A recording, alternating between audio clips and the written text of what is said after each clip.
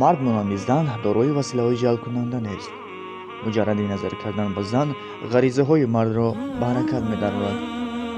اما غریزه زن تنها با لمس کردن و سخن و غزل‌های عاشقانه گفتن بیدار می‌شود.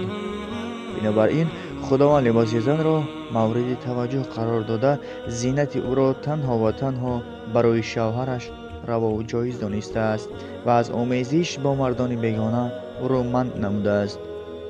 هر ممنوعیتی که وابسته به زن هست در حقیقت آن برای حمایه اوست، تا اینکه یا چشمان بیگانه به او ننگرد و دست بیگانه به او نرسد و گرگان گرسنه او را نرباید. و تحقیق هر مانعی که وابسته به زن هست مرد را کمک میکند تا پایبند به پاکی و تازگی باشد و خود را از شهوت‌های حرام و انگیزه‌هایی که او را از جاده عمل نیک دور میکند نگاه دارد. این امر باعث خوشبختی و سعادت جامعه و پیشروی و ترقی آن است.